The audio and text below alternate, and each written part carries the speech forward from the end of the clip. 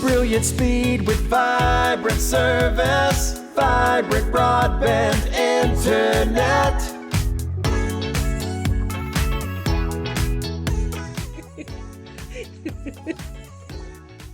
Welcome to Vibrant U Live. My name is Shane. I'm Nathan. And I'm Jane. And do you guys take a lot of photos on your phone? Yes. I didn't think I did, but after looking at my phone, apparently I do. Yeah. But my wife takes a lot and sends them to me. So we got young kids. So yeah, there's for sure. lots of photos being taken for sure. I looked mine up and I was at a little under 2,300. And you rocked it with how many? 35,000. 35,000 photos. A lot of those are my wife's. Somehow our pictures got on my phone. Drives me crazy. Don't get me started. But I got a lot. I've done over, I know that my phone at work here, I've done over 10,000 Jeez. because I know it's rolled over.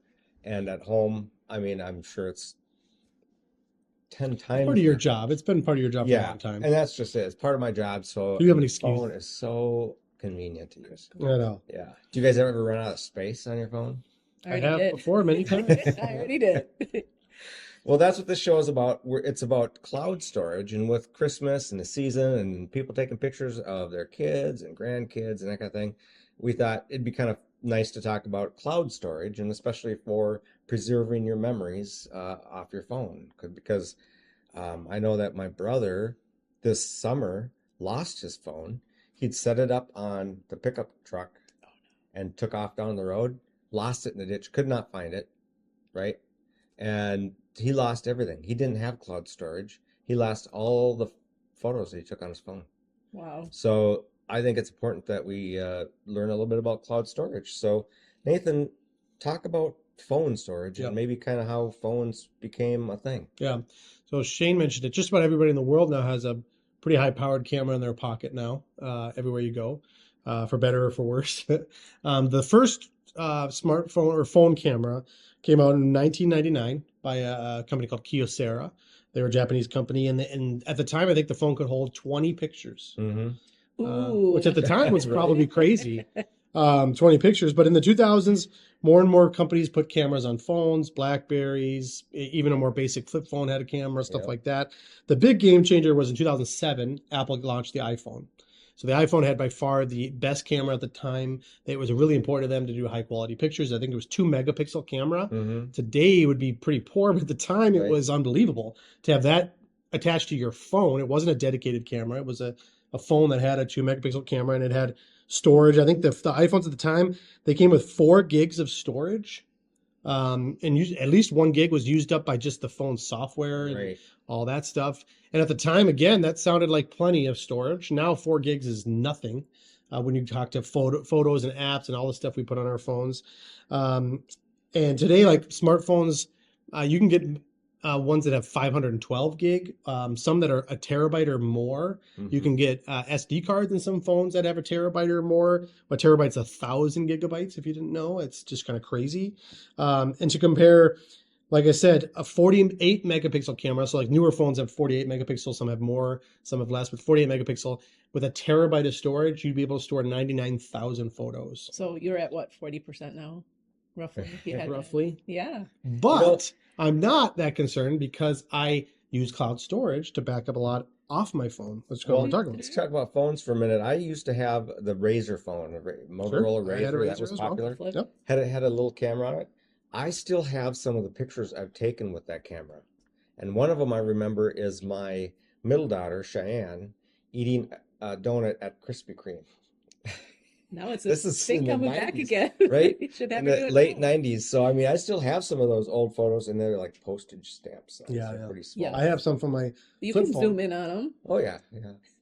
Yep. So most people nowadays have, on their phone, they make it a more base model, comes with 128 Yeah. or 200 some gigabytes of storage, which again sounds like a lot, but when you get phone after phone after phone and your photos and all your information stacks on top of each other, we're still running out of storage, even having that Oh, yeah, much. for sure. Yeah. So So we have a family plan in the cloud, right? Okay. And Hannah's in marketing like you. Mhm. And so there's videos and pictures and all this stuff and all the things that she had so for she's college. hogging up the family She's phone. like, and so Lauren will be like, Hannah, delete something. I can't see. So it's kind of a fun like Fun for you. Yes. Yep. I'm just like, stop it, just delete. But anyway, so cloud storage is a savior basically for situations like that. And when I say cloud, what I'm meaning is that your storage is over the world. It's not based upon at something local or within your company or whatnot. So like you don't have to have a server at home Right. and that No. kind Or a of thing. huge memory card. It's All you need through is the internet. Yep. All you need is internet. And so it's basically minimal and it's easy to maintain Mhm. and anybody can get it. And so in 1999, Salesforce ended up creating a software called customer management software, and it was pioneered the cloud-based software. So we have that as a software program that we used here too. And so we have been a part of that for quite a while. And then in 2006, Amazon ended up launching Amazon Web Services, which is also a huge situation with the cloud storage, kind of a save to the rescue, so to speak. So Amazon Web Services is basically their servers that are located all over the world. Really, yeah. And the reason for that is that they have cloud-based storage on those servers. And let's say, for example, you have a website hosted out there or some of these files hosted. What they'll do is they'll host them at several different servers. And a lot of times the server that's closest to you is what's going to serve you the website. So it's like a copy of the website on that server. And then when you go to look at that website, say the Amazon website, you're getting the closest one to you, all the information, even though it's mirrored from other servers, and that delivers the fastest internet to you, or it's the fastest way to deliver their website to you. Okay. Now, do you guys participate at Dropbox or Google Drive or any of that? Yeah, I use Google Drive a lot. I used to have Dropbox. They were one of the first ones I think that I remember hearing about with cloud-based Mhm. storage for the average person. Yep. I'm a Google guy now, so pretty much all my stuff on Google, but I use some Microsoft. Some of it's spread around. Yep. I had the Dropbox, and what I liked about that is when we went on a family trip, and not everybody had Apple, or Google or whatnot. So I was able to just download those pictures onto my computer, and then just share that Dropbox to everybody. Mhm. And so it Yeah. worked out perfectly. And it didn't save in my computer; it saved out in the cloud. Yeah. So the other part is we had mentioned earlier, smartphone became really important for many reasons. And like we talked about earlier, there's so many photos and videos and different things. I didn't realize how many pictures I send to my girls on a daily basis, and it's just pretty crazy. So, why does all this matter? Yeah. Why? So why is this important? Well, for one thing, cloud storage allows you to offload some of the photos that you have on your phone to make room for new ones, but then they're stored on a server somewhere, and they're backed up on that server so that you can retrieve them at any time. They save space so that you can, again, take more photos and videos. And it's a really cool way to transfer photos, like from your phone to your computer without having to plug it in. So I know that I've got experience with having an Apple device, taking photos with my phone, and having to transfer those photos to a Windows machine. And you used to have to download an extra piece of software and then kind of go through that. Convert it. It was not fun at User all. friendly. It was not user friendly, and that's from a techie guy, right? But the ability to upload these to like a Google Drive and just log into the Google Drive from your phone, from your computer, and then download them is just, that's one of the advantages. Yeah, I mean, even you go to Walmart, you want to print a picture, you can just pull up your Google account or Apple Oh, account yeah, for and sure. print right from your own photo library. Yeah. Or if you're building this time of year Christmas cards or ordering calendars, you can sync all that with your cloud-based storage, and you have your full library just loaded right Just there. right there. It's crazy. Yep. The other thing is if you're doing a graduation and you want to show those pictures through the years, or even Mhm. like at a memory for a life, when somebody passes, what is that called? And they have a celebration of life. Yeah. So when they have a celebration of life, you could The put all those- slideshow up yes, there. a slideshow, and it's Mhm. easier as opposed to So going easy, to, I need to scan and photocopy this picture and that kind of fun stuff. So Well, Nathan's going to go over a little bit of the different types of cloud storage that's available. Yeah, a lot of cool. We haven't even talked about the cloud storage, especially on your smartphone, does more than photos as well. I mean, it'll back up your entire phone, all the apps you have, your text messages, your contacts. So if you lose your whole phone, you can almost clone it instantly if everything's backed up to the cloud. Mhm. It's really, really cool. But there's the most popular cloud services that some of you might use or have heard of. A lot of them are set up on your smartphone. iCloud's one of the biggest ones because it's an iOS thing. So if you have an Apple or you have an iPhone, you pretty much have to have an iCloud account to use it. And they give you 5 gigs of free storage. So they'll back up your, like I said, your contacts, your text messages, your pictures. 5 gigs sounded like a lot. It can go pretty quick. So you can actually purchase additional storage. I think it's like $1 for 50 gig. My wife, we subscribe $10 a month for 2 terabytes because she takes so many pictures. It's a lot. But it is a monthly subscription, but to have your entire phone backed up is kind of priceless in some ways. So same with Google. If you're I have an Android phone, I'm a Google person. So Google Photos becomes pre-installed, and that Google gives you 15 gigs of storage, so 3 times as much as Apple for free. And again, you can purchase additional storage if you run out. Dropbox, we talked about them. They give you 2 gigabytes for free, or $10 a month for 2 terabytes. Microsoft gives you 5 gigs for free and options to purchase more.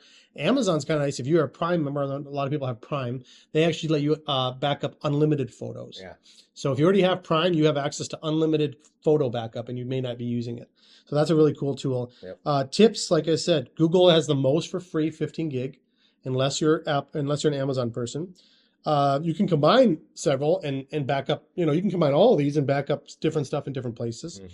And then you can optimize. Like I know on an iPhone, there's a setting where you can optimize it so that on your phone it stores like a smaller version of the photo, and it offloads most of the high definition to the cloud to save a lot of storage on your phone.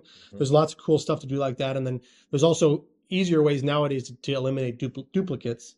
I notice in this day and age, it seems like because we have so much storage and we all have phones, I don't see many people deleting photos anymore. Yeah. Like if you take 10 of a group and only 2 are usable, most people don't even bother deleting the 8 that aren't good just because it's more work than it's worth because everything's backed up. Right. But I kind of like deleting because then you end up More. with all these bad photos you never Right. look Yeah. at. Yep. Kind of It's a skim lot. through them. It's a And, lot. yeah.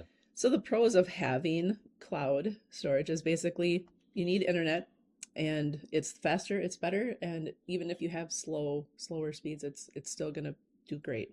And then like you had said earlier, Nathan, your photos are automatically backed up. And what I love, this is my favorite part, is when I go into photos, because there are so many, I can go into the search and type in like Lauren, and it'll show me, like if I have something that I need to know with her, or even my passwords that are locked, I can pull those up, and a certain photo that has my flight information or just something, all that stuff, you can just search for that, and it's awesome because you don't have to go through your 3,000. Especially with the AI stuff. Yes. It's gotten pretty weird. Like Yes. the other day I was trying to find a picture. I think I just put like cabinet, and it somehow pulled every picture in my library that has a cabinet in it because I was trying to find a picture of a cabinet that I took like a year. It's crazy how accurate it is. You can put in a keyword, you can put in a person's name, Yeah. and it might pull every picture of that person. It's kind of Yep. creepy, but it's useful. Yep. Right. Or animal or flags or whatever, it'll find that. There are some cons to this as well. So some of the cons is you need internet access. So that's a pro, but it's also a con. So if you're offline, you can't access those photos. Some of the I think Google Drive and iCloud has a syncing option, so it will sync with all the devices. You can have it sync with a computer and back it up there, but you do need internet access to be able to access these. As the cloud storage fills up, you have to buy more storage. So, I mean, you have 35,000 photos on your cloud drive, and you got the 2 terabyte one, so you're probably okay. Yeah. But if you had the 15 gig, you're going to want to buy Yeah. the 50 or the next step up, and that kind of thing. And then organizing through 35,000 photos can be a daunting task. Yeah. But like Nathan mentioned, the AI tools do help a lot. You can have AI find duplicates and then at least delete those, right? Yeah. That's pretty easy. And then you could organize them into, like Jane was mentioning, into people's names. You can have like a folder with all, your son, daughter, family, whatever. And those, you can organize it that way. But it does take time to go through this kind of stuff. Yep. So all in all, the technology is amazing. Taking photos has never been easier. Backing them up, saving them, pulling them up on a computer, printing them. It's all become a lot easier. Mhm. one of the nice things is you don't always have to get a new phone to get more storage. You can Right. offload a lot of it to the cloud where it's backed up somewhere else. You may have to pay a monthly fee to back up more, but you have that peace of mind there. And if your phone goes bad, it breaks, or you lose it, you drop. I think my sister-in-law dropped it in the lake once, and her phone was gone, and she lost basically everything. She didn't have it backed up. So the peace of mind to have everything backed up is to me, it's worth the cost of the subscription to get my whole phone backed up and everything like that. Especially when I have young kids, I don't want to lose pictures and all that stuff. And it's not just for pictures, videos, files, like the text messages, your contacts, all the stuff that's valuable to you. So it's totally worth it. Hey, if you're around tomorrow, we have coffee on the co-op here in Litchfield. It's right at the Meeker Energy office on Highway 12, right by kind of Walmart, right next to Sure Stay Hotel. It's open to any Vibrant subscriber or Meeker Energy member. So if you are on our Energy or you have our Vibrant service, come on over. We'll have coffee. We'll have treats. I think I don't want to spoil it. We have some sort of a fun treat to eat and coffee, but it's free, just kind of a place to come. It'll be cold, so we can warm up and have a drink and hang out. But please stop by and say hello. Mm-hmm. And then they could also sign up or mark the best pictures, the Oh, coloring, yes. the drawing. Coloring contest. Yep. Yeah, be the one that votes on the winners. Yes. So if you have any questions about today, give us a call at 693-3231 or learn more about us at vibrantbroadband.com. Catch us on the replay on Facebook or YouTube channel. Search Vibrant Broadband. And then listen live every Wednesday at 10:30 on KLFD. All right. Well, thank you, KLFD, for having us. Thank you, audience, for listening. My name is Shane. I'm Nathan. And I'm Jane. Tune in next week for another Vibrant You Live. Brilliant speed with vibrant service. Vibrant broadband internet. Vibrant broadband internet.